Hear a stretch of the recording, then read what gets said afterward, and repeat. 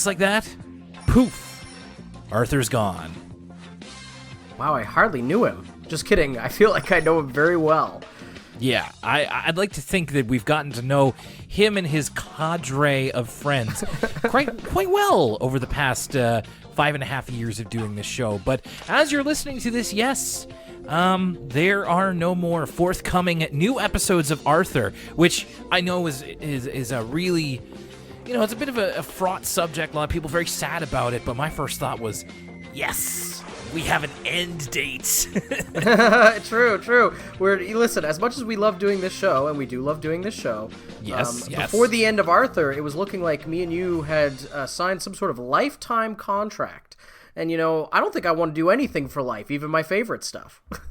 I'm just glad, we're not doing this about The Simpsons or Coronation Street or Doctor Who or something. Like, yeah, but my heart goes out to the Coronation Street podcasters. That's a tough gig.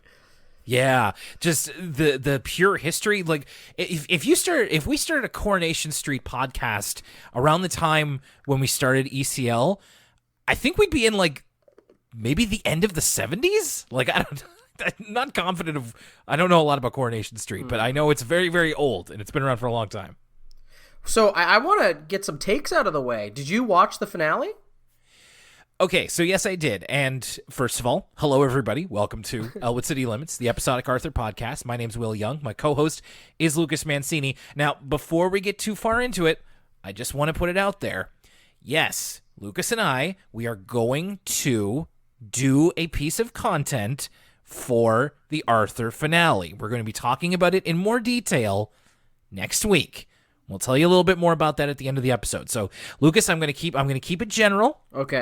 I did see the finale. I'll keep it general as to, maybe I'll lead because there was a whirlwind last week of work got really busy and then I got sick. And so other stuff was happening in the world. And so all this Arthur news was kind of just at the periphery for me, which is interesting because, everybody knows me as the Arthur guy. So everybody's sending me these memes and news stories about the end of Arthur. I was listening to CBC Radio. They were talking about Arthur on CBC Radio. I was like, my goodness, what's happening here? My mother's texting me. My sister's sending me Instagram DMs about Arthur. Yes. All of the articles. Like, it's blown up. So my experience with the finale is literally just the pictures of the grown-up kids. So, I mean, that's the only thing I could give takes on is all the different Arthur characters and where they've ended up in their careers. So maybe we could save that for the episode next week. Who knows? Yes, I think so.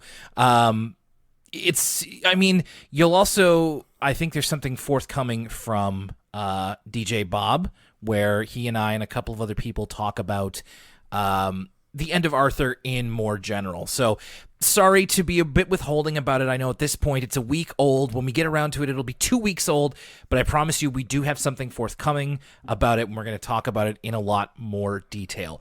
But suffice to say, I feel like I've said it a bunch either on Discord or on Twitter or whatever.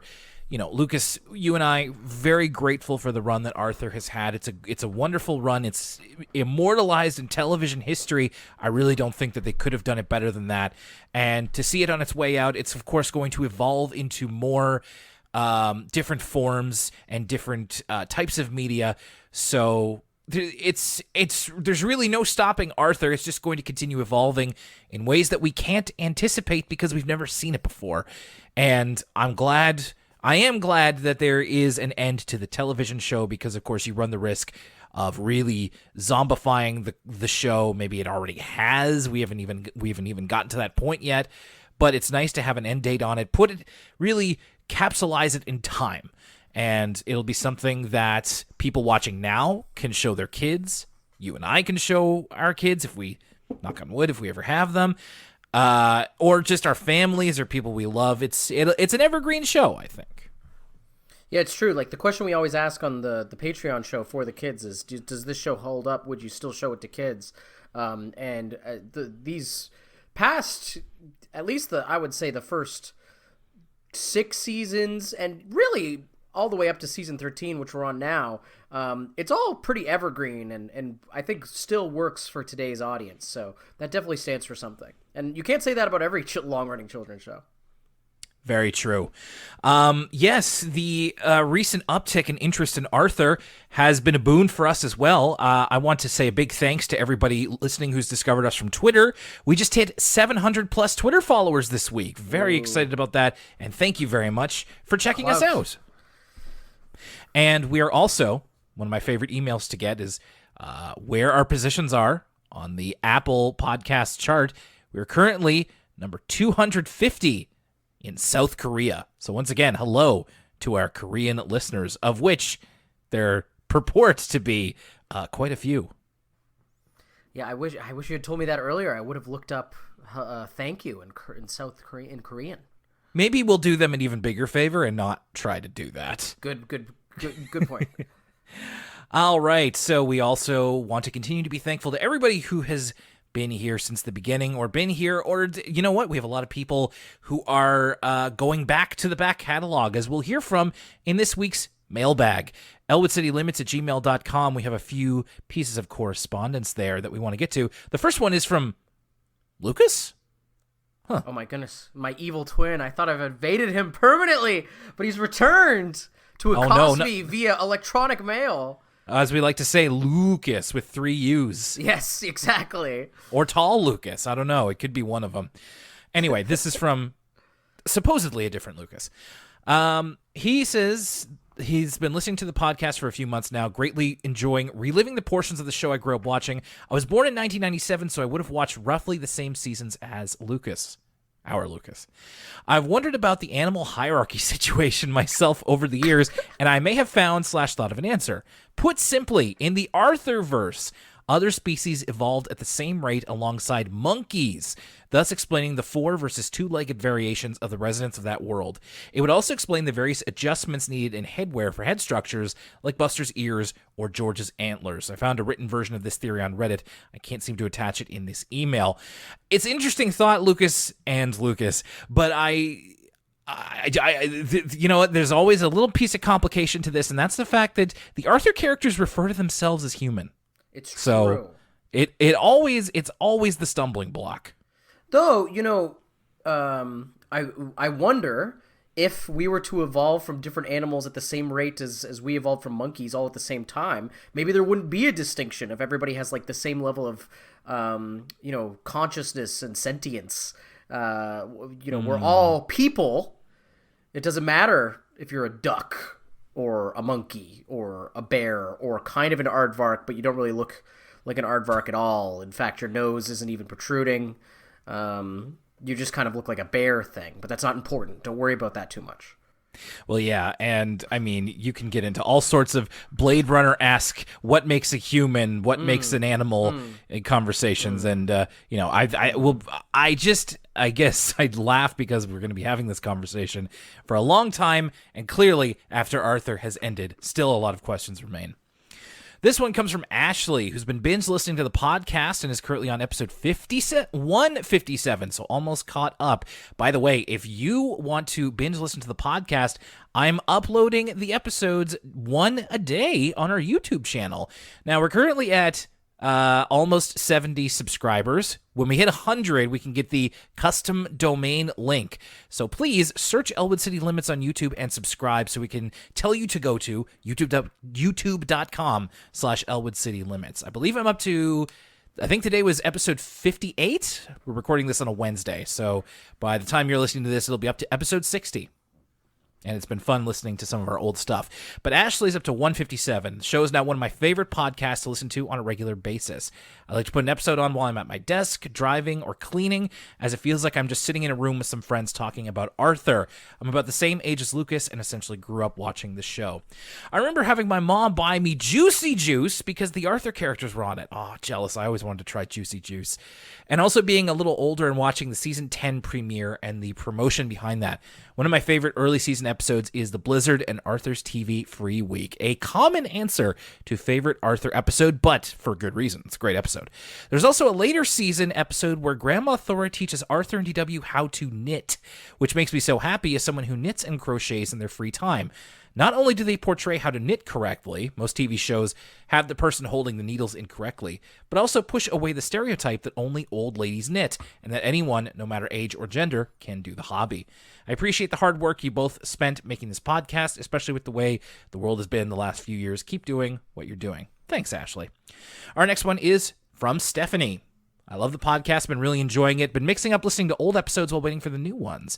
I'm excited to hear whatever you have to say about the newest episodes. If you've watched them, you've probably already noticed, but if not, I wanted to let you know that the last few episodes have a lot of fodder for the animal hierarchy concerns. From discussions to George's antlers being velvety, to Bitsy making a joke about bunnies, to one in the final episode that may be a spoiler, so I'll only say it involves Arthur specifically. I know which one you're talking about, Stephanie. We only have so much time on this podcast, so I can't even begin to open it. But we'll definitely get around to that next week. Personally, I feel that the finale was rushed and should have been a full 30-minute episode, and I'm excited to hear what you think. Thank you, Stephanie. We'll definitely put something up on the free feed. So, full disclosure, it's going to be a Patreon release, but we will put a good, a part of it up on the free feed. So, just to let you know. Thank you very much. Katie. Hi again, Will and Lucas. Thank you for the live stream last week. I really enjoyed tuning in and watching. Yes, thank you to everybody who tuned in for our second Twitch live stream. I think by this point, we're probably hitting the 14-day limit on the archive. I'm checking archive right now if it's still up. Let's see. Elwood City Limits Pod. Oh, it's still up. Still up. So is it 14 days? I have apparently...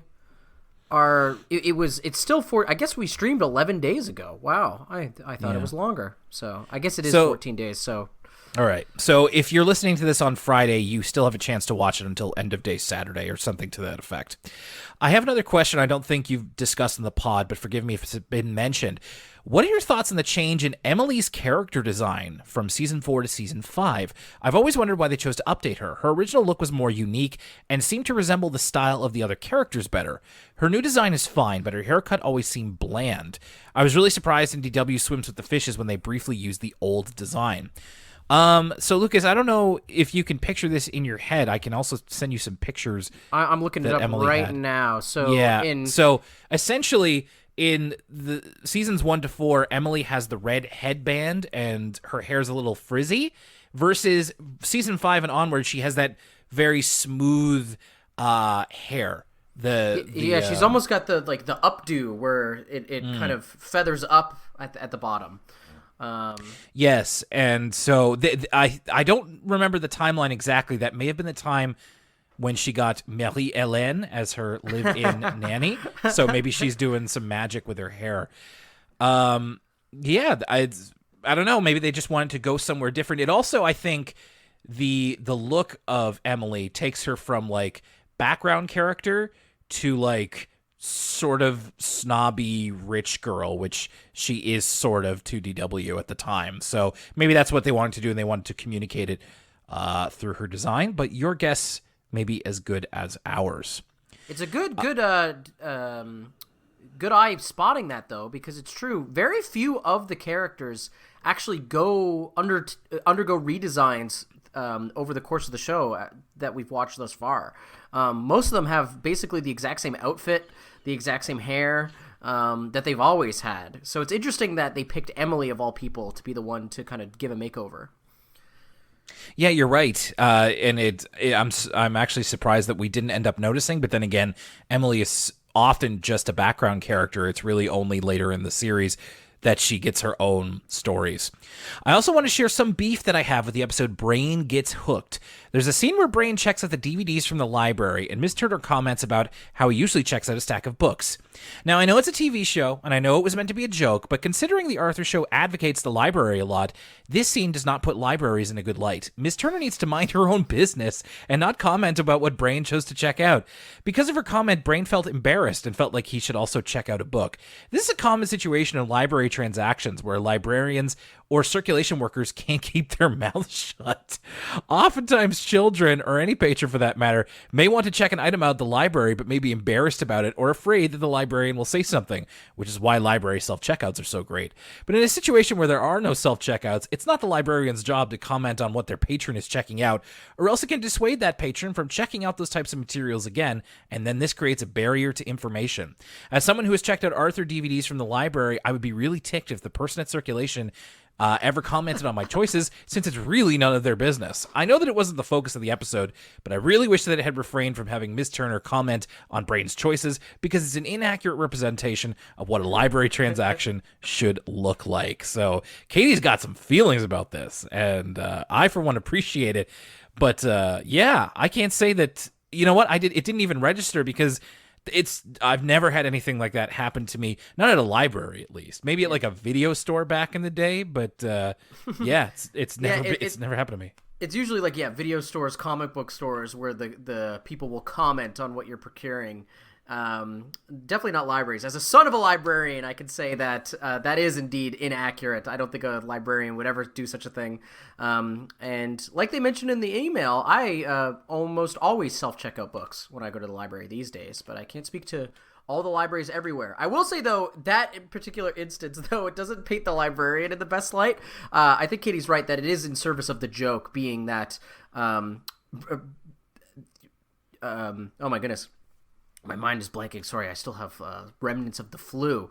Binky is embarrassed at being seen as intelligent. So he doesn't want the other kids to know that he's a reader, and so he's kind of embarrassed, and so that's kind of the crux of the joke. So I think in service of that, it made me laugh, and that's probably why we didn't think about it too much. But it's true, if their shows try to put librarians in a positive light, having them kind of shame you for your checkout choices is not a good idea, I suppose. Yeah, I mean, it's just a really unusual place for Brain to be in, so I can understand why it would have stood out to you. And yes, thankfully, it's Brain. Oh my goodness, yeah, my flu-addled brain. My brain is zapped by the flu. Thank you. It's all good. Thanks, everybody, for your emails. Remember, you can send them into elwoodcitylimits@gmail.com. Our listeners are really getting savvy about this. They know which time of the week that we normally record, and so right around Monday to Wednesday is when I usually get an influx of new emails. So kudos to you for sliding those in under the door at the right time. And it's always on the weeks where we are typically recording Elwood City Limits, so they can't skate a lot past them. And of course, we want to give a big thank you to our patrons at patreon.com/ElwoodCityLimits.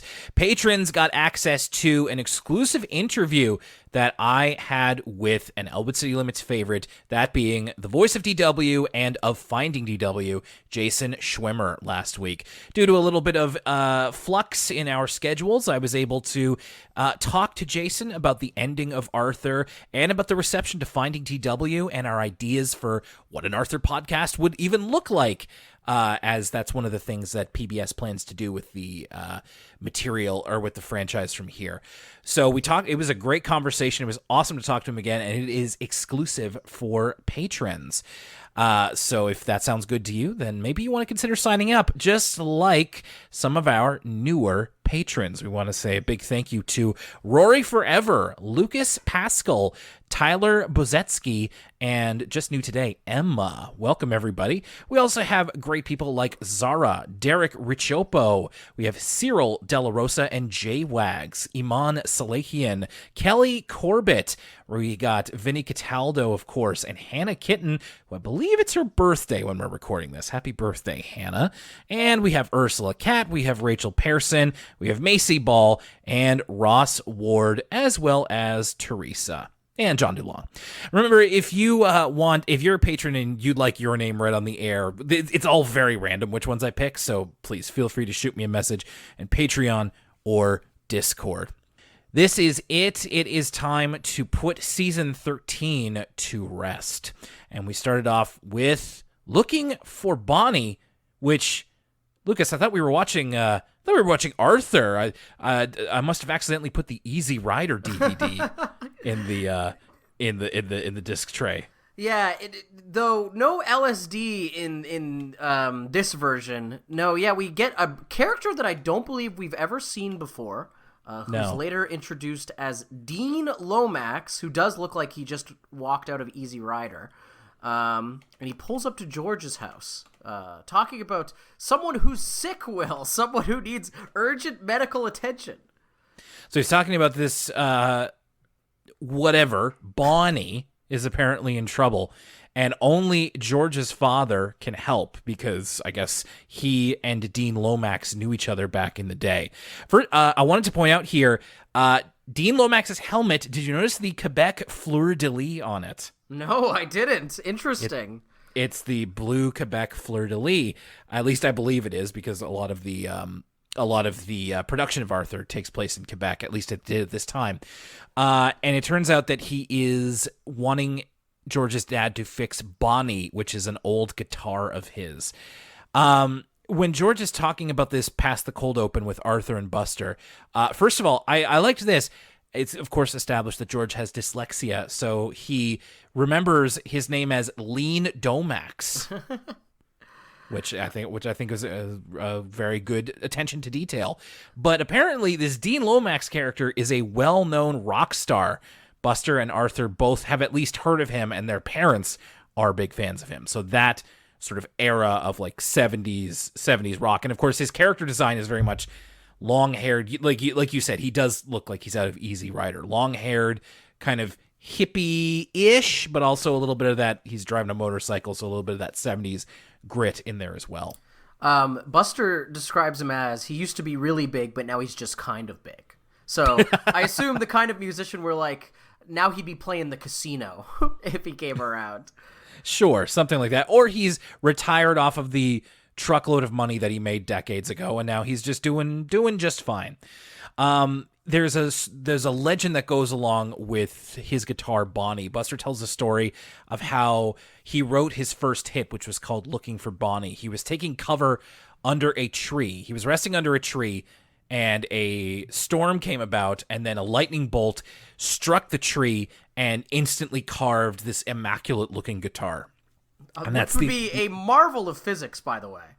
It's the beauty of myth, isn't it? It doesn't even have to make sense. It's just, it feels so right when you're telling it and when you're hearing it. And there's a lot, rock and roll, one of the music genres that is definitely prone to flights of fancy. So Buster's really excited about this. Like, he's into, like, Dean Lomax. So, to the point where he even decides, after George tells him that Dean is staying at his house while Bonnie is getting fixed, Buster just straight up invites himself over for a sleepover. Yeah. This was something. Yeah, so Buster pulls up, and Buster's mom is already out the door, driving away, when Buster's like, I'm here for our sleepover this Friday. And George is like, I didn't know about a sleepover. And he's like, oh, maybe that was supposed to be Arthur's. Well, can I still stay here? Let me tell you something, Will. If I pulled this stunt back in the day, it would not go over well. I feel like I would get in a lot of trouble. Like, George's parents would call my parents. Yeah. I would immediately be punished for my deception and my manipulation. So it's a small miracle that George likes Buster. I guess it's if George likes Buster enough that he actually wants him to sleep over, and his parents go along with it and don't know that his mom has already left. You could kind of swing this, but he definitely took a risk. Yeah, absolutely. This is a real, I was feeling a lot of social anxiety around this. I'm just like, no, you can't do this. They need more time. You can't just spring a sleepover. And me, of course, growing up, I did not. Sleepovers were kind of hard to swing for parents sometimes. So I was, again, just very much like, this cannot happen. You can't do this, Buster. And my parents never liked it when I backed them into a corner, right? Like, you would do the classic strat where it's like, oh, you tell them that you want to sleep over, and then they'll have to say yes, right? Or all these little, like, manipulation tactics you try when you're a kid. Like, oh, you get your mom to leave, and we'll say that you've already accepted it, and then you'll have to be allowed because your mom is gone. Those never, I feel like, are the secret to success. No, it leads to technical success, but you're burning a bridge down the road. Or maybe not burning a bridge, but it's certainly leaving it on unshaky ground. So Buster invites himself over to a sleepover. When he and George, after they go to sleep, they wake up in the middle of the night and they sneak out to the garage to see Bonnie. Now, just as baffling as Buster inviting himself over for a sleepover and succeeding is George brings Wally along, because unfortunately we can't have a George episode without Wally, it seems. He brings Wally along, and Wally's just there for the purpose of just making everything harder for them. Like, and I'm surprised at one, like, Buster never goes like, George, did you have to bring Wally? Or just like, would you shut up? He never. It's like Wally is constantly like making noise and George has to like cover his mouth. So he's got to keep the whole like charade going, even though it's actively hindering them. Yeah, I just like that it's fully accepted now that Wally is technically, in the eyes of all the Arthur characters, a separate character and not just George doing another voice. Because you're right, it's George making problems for himself. You're right. They are very accepting of George's little whatever you want to call this. But yeah, it's really only exists to make problems for them. So they both go to Bonnie and they give the neck string a little strum. They both do. And they both have different fantasies about. Yeah, remember when I said there was no LSD, like Easy Riser? I lied. They both get hallucinations from this guitar. Or at least they feel that, I mean, I think the less drugified version is that they're feeling the power of this powerful mystical instrument. They're feeling the power of music. Yeah. Yes. So George's vision is that he is something of a traveling musician, much like Dean Lomax in The Legend himself. And he comes across a tree, a little sapling that really wants to grow. So, in both of these imaginations, the guitar kind of has a will of its own, like it communicates through string plucking and stuff like that, and can move around of its own accord. So George sits down to play for the little sapling. In this, like, and he's dressed like, what's a raconteur? Perhaps, let's say. Yeah. Arthur comes along. He's got a wheelbarrow of not mulch, but fertilizer, and George convinces him to leave him some for the tree. Prunella comes along with a water bottle or a canteen, and George asks her to give some water to the little sapling. And little by little, the power of music and the very real power of how to grow a plant helps this sapling, I should say, grow into a tree. And the main thing I took away from this, besides George's song, which I actually liked quite a bit, it was like... Yeah, it was pleasant. Just like classic American folk music. Sounds like a Pete Seeger song or something. But his... Arthur's cowboy outfit. I feel like we've seen Arthur dressed as a cowboy a couple of times, but I think this is different than with the ones we've seen him in before. There's a lot more detail to this cowboy outfit, and it's a great. He's got a great hat. He's got a great cowboy shirt. Great chaps. The whole thing is looking good. It's a little bit. It reminded me a bit of like a carnival barker almost at times. And in Buster's fantasy, it's a bit more modern day, where he and Arthur and Francine are getting ready to play a concert at Stonehenge. And as they begin to play this song, which is like a couple of bars of a song, Daniel Brochu singing this, aliens come in a giant flying saucer and to visit, and everybody is freaked out at first, but it turns out they're there to jam. So that's the power of music brings these disparate cultures together. So I hate to be a party pooper, because I know that this is a fantasy vision taking place in the mind's eye of a child who's been inspired by the power of music. Uh-huh. That being said, Buster is playing an acoustic guitar, and it's making an electric guitar tone. Doesn't make any sense. Oh, do you know what? I completely didn't notice because I was so enraptured by this fantasy. It's funny, like both of the fantasies are about like the coming together of different cultures and different people, and it's just like, oh, I was so taken by this out there outside of the box fantasy that different people can come together and we can be bonded together by a uniquely human experience, which it just feels like these days it's never going to happen. But I suppose it still does, not to be a complete bummer or anything. But they both have these little fantasies, and eventually... Before we move on from the Buster one, another thing I want to point out, speaking of old movie references, we started off talking about Easy Rider. Buster's fantasy references both Close Encounters of the Third Kind, which makes sense, communicating with aliens through music. Yep. But it also then references Deliverance? Do you think so? Yeah, they're doing dueling banjos. It's literally, that's absolutely what they're doing. Like, it starts out with the Close Encounters of the Third Kind of, like, reflecting a tone at one another, but then it totally becomes a dueling banjos reference after that. The way they're playing to one another.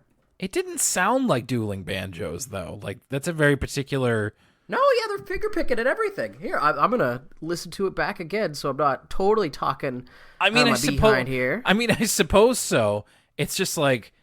you had a good one with Close Encounters. It does sound like dueling banjo. Wait, does it it's really? literally like bluegrass. Like, yeah, it is dueling banjo. I mean, it's not the same song, but they're like. That's what I mean. It's not the same song, but okay. That because I would definitely have noticed if it was the same song. Yeah, they're not going ding ding ding ding, but.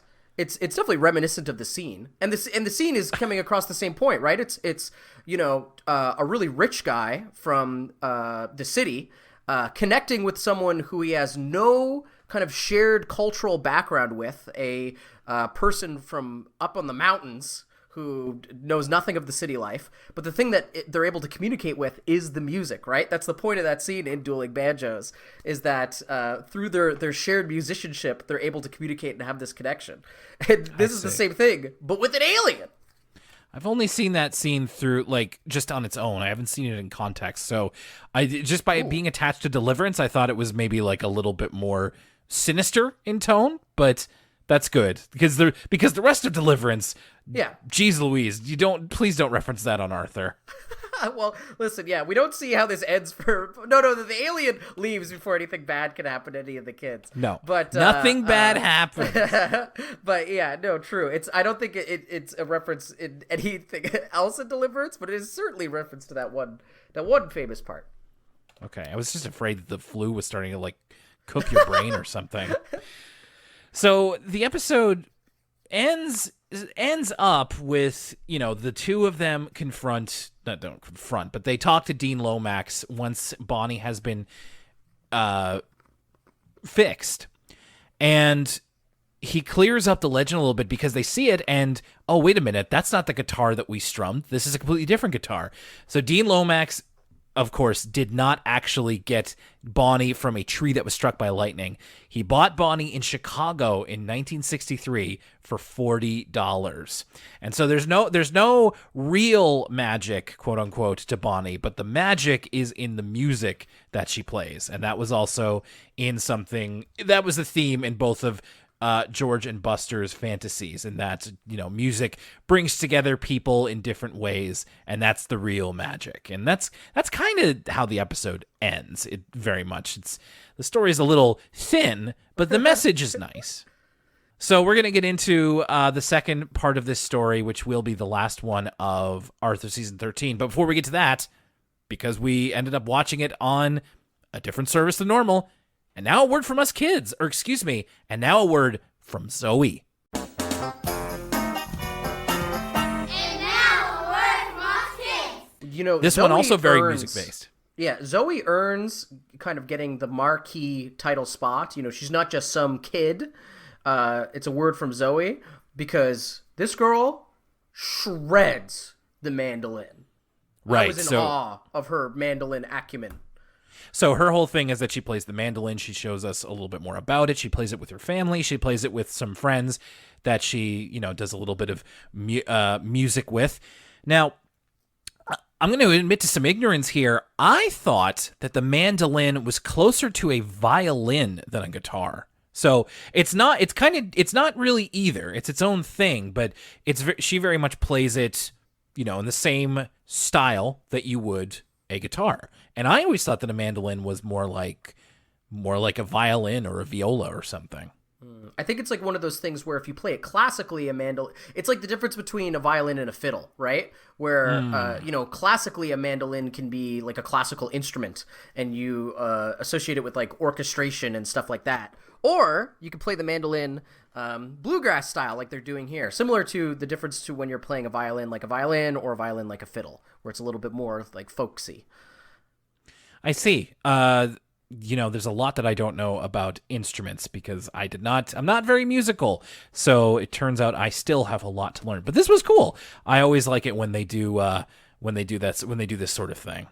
And for the curious listeners at home, including you, Will, if you ever want to know exactly what my kind of swag was in elementary school, her friend playing the guitar looks just like how, like, in terms of drip, in terms of haircut and glasses choice, that is exactly the kind of swag I was bringing to grade 2, is the guy playing the guitar. Not the guy playing the guitar on his side, but the guy playing the guitar right up. Spitting image of 2002 Lucas Mancini. Very proper. Like I'm sure your parents approved of this so-called drip. All right, so we're going to get into the second half of this in just a moment. We will be right back. Hey everybody, it's Lucas from the Elwood City Limits podcast, and if you love ECL, there's a couple of ways to keep up with us. You could go to facebook.com/Elwood City Limits, at ECL Podcast, that's our Twitter. We take questions on Tumblr. It's elwoodcitylimits.tumblr.com. There is an Instagram as well, Elwood City Limits on Instagram. Of course, if you want to donate to the show and get exclusive content, whether that's our full-length commentary of the Arthur movies, our brand new bi-weekly PBS Kids review show, as well as our video game movie reviews with the Sonic movie review and Pikachu movie review, you can check out patreon.com/Elwood City Limits. And that's also going to get you access to the Elwood City Limits Discord, which me and Will like to post in from time to time. And if you want that sweet, sweet Elwood City Limits merch, check out teespring.com/stores/Elwood-City-Limits-store. You can listen to the podcast at libsyn.com/Elwood City Limits, Spotify, Apple Podcasts, and there's other podcast apps like Stitcher, and if we're not on your favorite app, let us know. And where can you let us know? Well, that's going to be at elwoodcitylimits@gmail.com. That's also where you can send us a question, and we'll read it on the show. Finally, if you want to support the podcast, the best way to do so is to tell a friend who likes animation or Arthur or just podcasts in general, and to go to our iTunes page and rate us out of 5 stars. Apparently, that helps podcasts out. Bye, everybody! So the last part of Season 13, The Secret Origin of Supernova. And this cold open, again, just get you right into it. We're in, like, cast your mind ahead. We're in Futuropolis. 2612 is the year. And Arthur Reed works as an insurance clerk. But not just as an insurance clerk, he is also, secretly, the superhero Supernova. And he's even joined in fighting crime along with his sidekick, Star Child, which is DW, and Sirius the Superdog, which is Pal's alter ego. So the whole that's the cold open, is Arthur as this superhero. How did this strike you? Well, I mean, first I was confused because there's a lot of fake superheroes on Arthur, a long history of it. We have Bionic Bunny, we have Dark Bunny, we have Buster Baxter Cat Saver, and this is one, and I think even DW has had alter egos in that story she was telling, the Tibbles and stuff like that. But this is the first we've seen of these characters, so it was a little bit confusing. I was also confused why his alter ego is a mutual or like an insurance agent. I thought that was, for all you folks who were mad about what Arthur's career ends up being in the season finale, I mean, it could always be worse, I suppose. It could be a mutual insurance agent, I guess. But yeah, I was kind of just confused at this point. So yeah, we will. We take a good break from Supernova after this cold open, but it certainly gets your attention right away. I'll tell you that. So the real meat of this is that coming to Elwood City, the All-Star Comic Convention.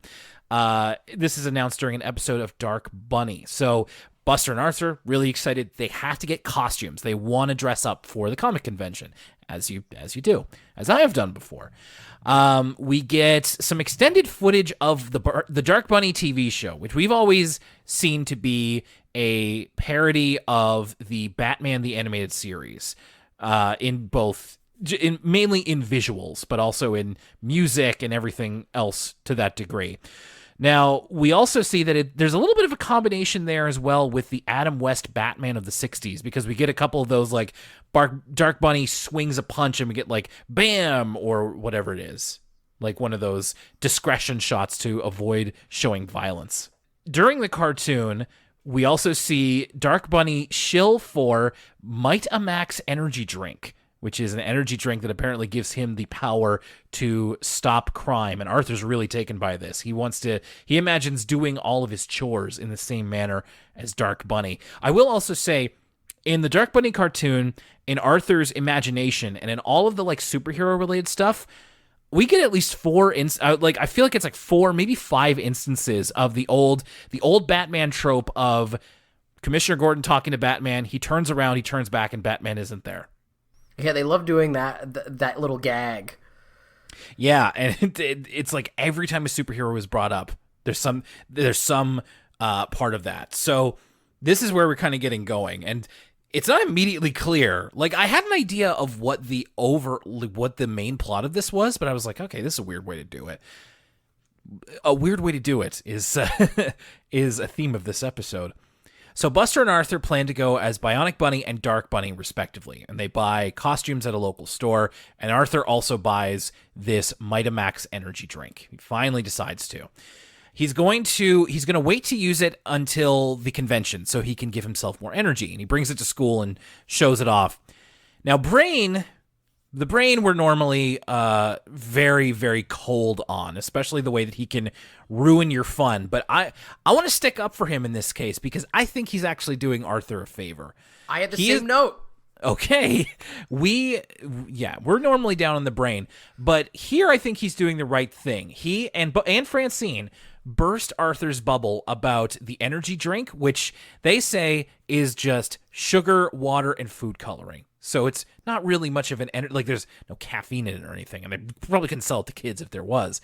But there's nothing about it that will really give you more energy.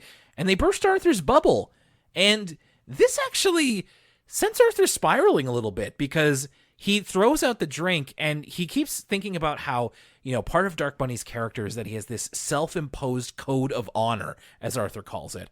And Arthur's just kind of lying on his bed and just like, how can you have a self-imposed code of honor when you're selling these like phony energy drinks? Yeah, this basically leads Arthur to become totally disillusioned with all of his...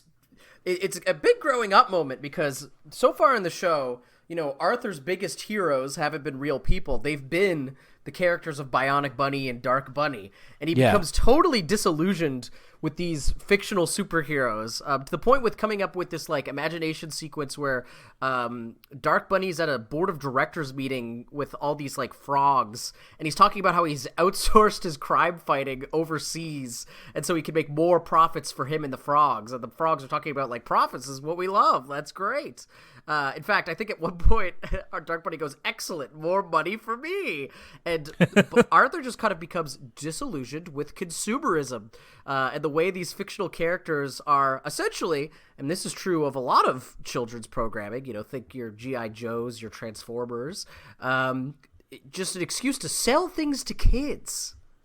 I did not see this coming at all. Like, you figure that the episode's going to be about like Supernova or something, but then it's just like, no, the main crux of this is that Arthur becomes, and it doesn't stop here. It's not just Dark Bunny, but it's just the whole idea of like, child becomes disillusioned with the fact that their favorite superhero is just meant to sell toys. Like, I didn't figure that out until high school, okay? Arthur's ahead of the game, and he's like getting right into the nihilism of it all. Like in his he has that imagination that you mentioned, and in that one, Dark Bunny says he subcontracts crime fighting to overseas. Which is like, what child understands the idea of subcontracting? It's true. Trade agreements and stuff like that. Right. That was domestic crime fighting jobs that Dark Bunny took from us. No, it's really interesting. I mean, there's some adults that I think could watch this Arthur episode. You know, all those folks saying that Tom Holland needs an Oscar for his role. The people who all went to the Avengers over and over again, so it could be the most successful movie of all time or whatever. Do you remember when that was happening? That people wanted like Avengers to beat Avatar? Absolutely. A lot of those people were grown adults, and I think those people would be well served by watching this Arthur episode. You know, those superheroes, they're not real, and they just want your money. In my opinion, everybody I figured that everybody has this, but you're right. Not everybody does, because there's a lot of, like you said, grown adults out there who are caping for this type of behavior from brands. So it's just, obviously it's done in a very soft manner, but I really, I was blown away that they would do this in an Arthur episode.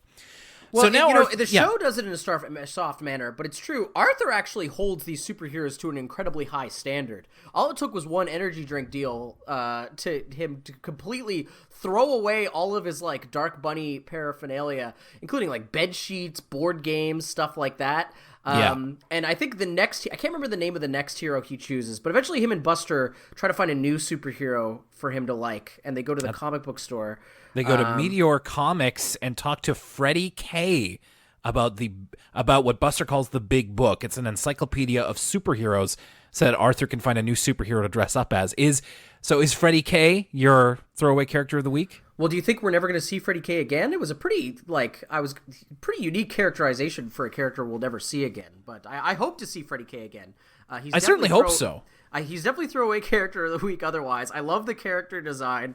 You know, I'm not saying anything. I'm just saying it's accurate to comic book store employees that he's got the two T-shirts, the goatee. Honestly, the whole look is very accurate. It speaks to a lived experience.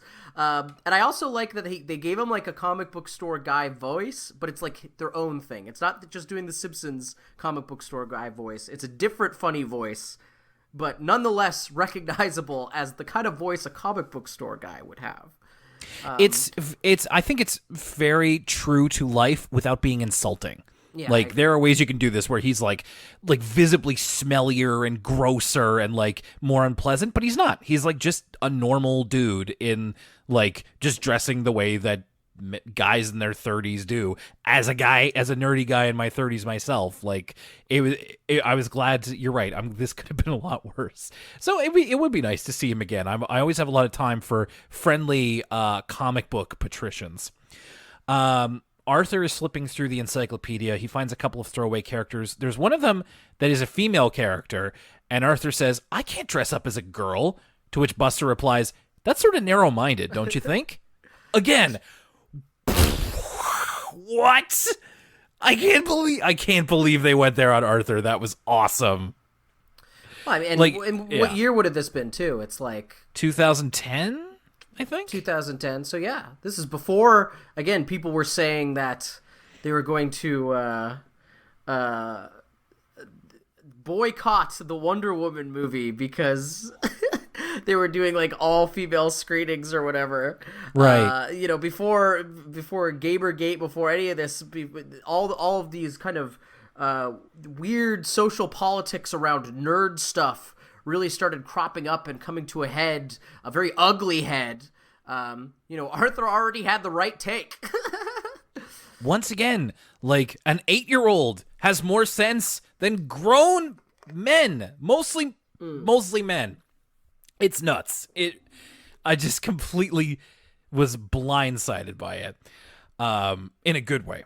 So Arthur finds a superhero called Manacle, which we only get the design of him. We don't really know what he's about. We don't even find out. He's kind of dressed like a knight with a mace, kind of. It's an interesting design for a one-off, but we don't get even into the story, because Arthur immediately furnishes his entire room with it in the same way that Dark Bunny was furnished with it, only to find out on a visit to the grocery store with his dad that Manacle's cereal is loaded with sugar. And again, Arthur is completely disillusioned, and he takes all of his Manacle stuff down immediately. Right, so that's what I was talking about earlier, is all it takes is one endorsement for Arthur to completely disown the new character he's adopted. Which I can appreciate, but I think we come to a more sensible direction of this later. The next one that Arthur tries out is Doodle Dog, which apparently is something Buster and Arthur used to watch when they were very young kids, maybe DW's age. And it's a takeoff on Underdog. The design is very similar, and it's very like Kitty. It's like in the cartoon, he helps an old lady cross the street. We get a little shot here of little Arthur and Buster. I always love it when they do the baby or little versions of the characters. They're very cute. Arthur decides to go all in on Doodle Dog, only to find out that Francine sees him with like a Doodle Dog water bottle, and she just asks the first graders what they think of Doodle Dog, and even the little kids think he's lame. So Arthur throws away the water bottle. Is like, that's the rest of my allowance. So he's got no more money to go around to blow on superheroes. It's at this point that Arthur gets the idea, or rather the idea is put in his brain, that maybe he can think of his own character. Once again, I had to keep matting down my hair because I kept getting blown back. Freddie K name drops Jack Kirby. Like, he says, what about Jack Kirby? And Arthur's like, what kind of superhero is he? And like, no, Jack Kirby was a comic book artist who thought up all of these superheroes. Maybe you could be like him. And Arthur's like, well, I can't dress as Jack Kirby. And I was just there like, oh my God, they said Jack Kirby and like didn't get sued? Is that a thing, or are the Jack Kirby estate particularly litigious? Well, just to the fact that he's like a chief Marvel creator. And I know that there's a lot of like legal things about like the credit that's given to Jack Kirby. A lot of times it's like Stan Lee and Jack Kirby work together, and frequently Stan Lee is the one who gets the majority of the credit for a lot of Marvel superheroes and stories and stuff like that, when Jack Kirby actually had a lot of input. It's just the fact that he is tied up with Marvel that I'm just like, I can't believe, like, and Arthur is not related to, PBS isn't owned by Disney yet. There's no relation there other than just using Jack Kirby as a cultural reference. And I just completely didn't expect them to do that. It totally fits. It was just, I never expected anybody on Arthur to say the name Jack Kirby. Just really, really took me for another surprise, and I was continuously kept on my toes by this episode. So that night, Arthur dreams up the superhero Supernova. Now, I will say, Supernova's design, for any of you listeners who read comics out there, it seems reminiscent of DC's character Adam Strange. It's like a red astronaut suit almost, and he also has a like a cosmic rod that he uses, which also reminds me of Starman. So a couple of good comic book references there. As well, Starchild and Sirius the Superdog also intrude on Arthur's dream, but he eventually takes to them fine. Starchild uses DW's Blanky as a weapon to fight a villain named Escargata, who is like a snail woman who fires slime. My favorite part of this is after they defeat Escargata, who had already defeated Dark Bunny in Arthur's dream, they get a commendation from the mayor, and Arthur looks right at the camera and says, "Remember, always check the ingredients on beverages. They may not be as healthy as advertised." Just a really good way to stick it to them. So Arthur gets the idea, and DW helps to create a costume for the both of them of Supernova and Starchild, and they decide to dress up as them for the convention. Yeah, Arthur discovers OC. He discovers coming up with your original character. Just another one of the many revelations in this episode, and that's pretty much it. There's also a nice moment here at the very end where Arthur's kind of doubting himself when he's like looking at his new costume that's made out of all the pots and pans and stuff. But it's actually DW being very impressed with it that convinces him to kind of stick with it and to go to the convention because she thinks it's really cool, which is nice because, again, those moments where we have Arthur and DW kind of on the same team being encouraging to one another are kind of few and far between. They're usually kind of antagonistic towards one another. So I thought that was a cute way to wrap it up as well. Yeah, I kept expecting there to be like a little bit of a sour twist to DW's involvement, but there isn't really. They both go to the convention together. There's a little bit of confusion when Binky and Buster don't recognize what Arthur is. Binky dressed up as Uncle Slam, by the way. And Arthur explains that he's dressed up as Supernova, his own original creation. Everybody really likes that. Everybody thinks that's pretty cool. And the end of the episode is Freddie K complimenting Arthur's costume and showing and saying that he's got some old Dark Bunny comics for them to look at. So this wraps up in kind of a line or two, but I appreciate it, where Arthur learns the lesson that you don't have to buy everything that has your favorite character on it. And folks, like, never has something been more relevant on Arthur, perhaps ever, when Arthur's just like, you know what, I guess I don't have to buy every single thing that has Dark Bunny on it. And in the age where professional wrestler Johnny Gargano named his child after the Guardians of the Galaxy character, I think a lot of people of every age need to know that you don't have to make your entire life about the entertainment properties that you consume. I mean, hey, you know what?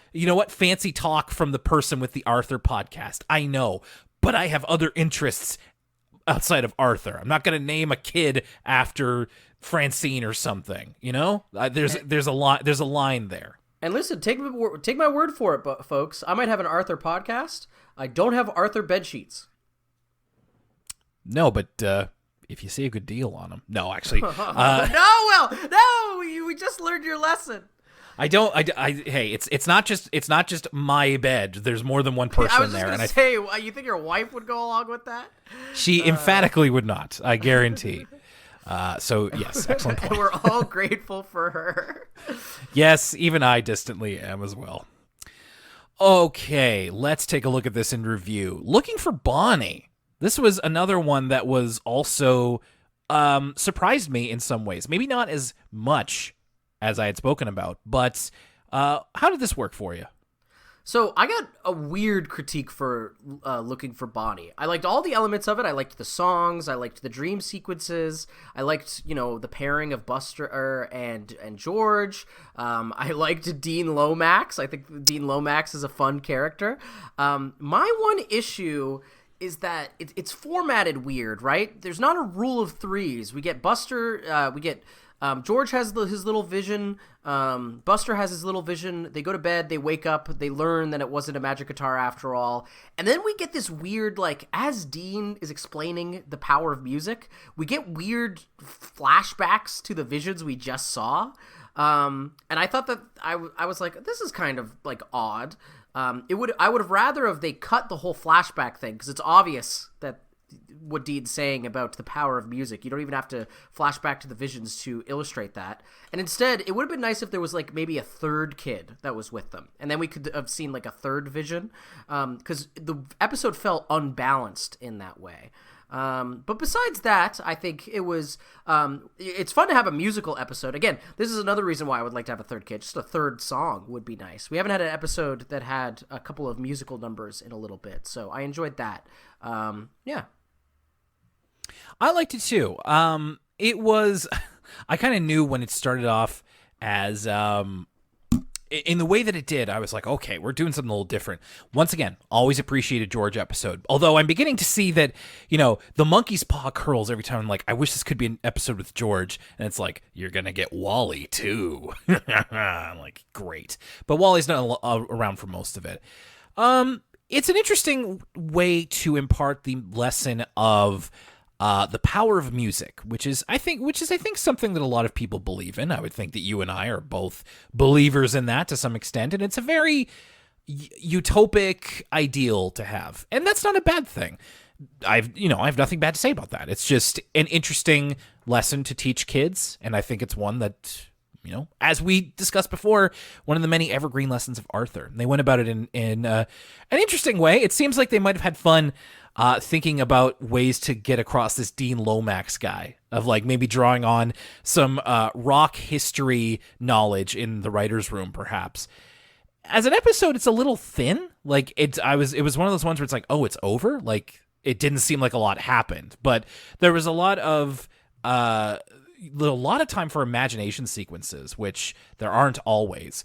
And I thought that it was just an interesting idea that they got across pretty well, and it was economical with its time, I guess I would say. So pretty good. Nothing amazing, but I still kind of liked it. Now, the Secret Origin of Supernova, I have a lot of time for.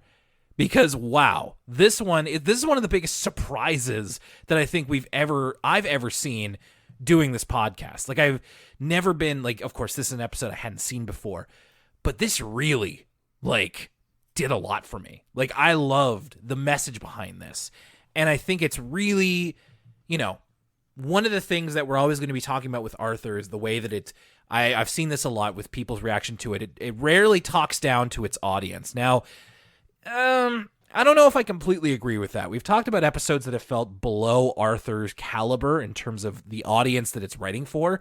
This one felt like it was giving its audience a lot of credit in terms of the idea of, not letting something define your identity and letting your own creativity shine above the creativity that you see from others, specifically when talking about like cartoons that you watch on TV or comic books that you read. Ultimately, and I don't think I'm reaching too much with this, the stuff that you can create is often more interesting to other people than the stuff that is given to you in the form of entertainment. I don't know. I think that they went about this in a really interesting way, like bringing them to a new location like the comic book shop, making all of these one-off superhero characters and these designs that we may never see again, but it was a really creative way to put this across, and then letting Arthur learn this interesting, this very mature lesson that still applies today, and in a way that didn't feel forced. And like you said, how Arthur and DW can just cooperate and not have it take a sour note or something. I love this episode. Spoilers, but it's going to be one of my top 5 of the entire season. I really loved it. Yeah, I mostly concur. I really enjoyed the episode as well. I think it was dense. I think it was a very nuanced, not only take on fandom and, spending all your money on like something just because it's got your favorite property stickered on it, but also just kind of consumerism in general, and Arthur just being so mad that all of these people who are supposed to be heroic would sell out so easily.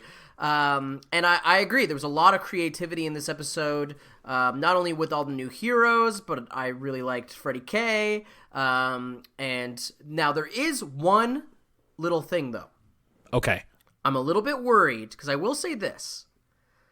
I don't like Supernova as much as I liked Dark Bunny and Bionic Bunny. And I wonder, is this episode sunsetting the Dark Bunny and Bionic Bunny characters for the more, or should I say, less copyright infringing Supernova character? Like, whenever we need, because, we have these kind of superhero dream sequences throughout Arthur, and they've always been Dark Bunny or Bionic Bunny. And I wonder if going further, one of the roles of this episode was to come up with a new character that was a little bit less copyright infringing. I'm a little bit worried about that, because I have a lot of love for Dark Bunny and Bionic Bunny and those segments. But that remains to be seen, and that's not actually something that takes place within this episode. So the episode as is, 2 thumbs up, really excellent Arthur episode. Just a little bit worried if we're saying goodbye to our beloved BB and DB. That's a good question. I can't imagine that, especially Bionic Bunny. Like, that's one of the biggest things that people remember from Arthur, really. And like Dark Bunny, maybe, but somehow I don't see it. My biggest question, similar to yours, is will we ever see Supernova again? I hope so. But it's interesting that you bring that up, because I don't know. Maybe you're right. Maybe they decided they did need to go somewhere different with it. Time will only tell as we continue on, and we're going to be hitting a new season of Arthur very, very soon. So let's take a look at what the next couple of weeks are going to look like for Elwood City Limits. So next week, as I mentioned before, Lucas and I are going to be doing a review of All Grown Up, which is the second half of the last episode of Arthur. We're not going to be doing the one before it. We're just going to be talking about the one, like, All Grown Up. We're just going to be talking about that one. We're not talking about the show with the Rugrats teenagers either. We are not reviewing that. Oh, you stole my joke. I was going to use that. I was going to hang on to that for next week, but it's okay. It's okay. It's okay. So yeah, we're going to be talking about just that. We're going to be doing it a little bit more informally. We did this before for Arthur's First Day, which was the 4th grade episode. We did that on Patreon last year, and it was a bit more informal. We were talking about our feelings about it. There's a lot to dig into with All Grown Up, so I think we're going to find a way to like really dig into that. And then also next week, we are going to be giving you on the free feed our recap of season 13. We are going to be giving you our personal top 5s and our thoughts on the season that was. And I gave you a little bit of a spoiler for what mine's going to look like, but that's going to be coming out in the free feed. The All Grown Up review is going to be on Patreon. So once again, patreon.com/Elwood City Limits if you would like to take a listen to that. Then the week after, we are getting into Elwood City Limits season 14. I didn't write down the name of the episode for this, so we're going to be discovering it at the same time as I go to one of my most visited Wikipedia pages, list of Arthur episodes. So the first episode of season 14 of Arthur, which we'll be covering here, is The Wheel Deal and The Buster Report. It's another season. We always find a lot to talk about as we grow ever closer to the start of the Flash seasons. This isn't it. We've still got traditional animation for a little while, but every episode of Elwood City Limits brings us a little closer to a dawning of a new age of Arthur. And that's it for season 13, other than our recap. Lucas, very excited to turn another corner as we have, what is this, 12 other times on this show? Exactly. And the Earth keeps spinning, Will. It doesn't matter if it's Flash animation or the end of the series. Me and you, we're in this together until we get all the way to the end. You betcha. All right, for Elwood City Limits, my name's Will Young, and for Lucas Mancini. Excellent. More money for me. We'll see you next time. What I wish I could say.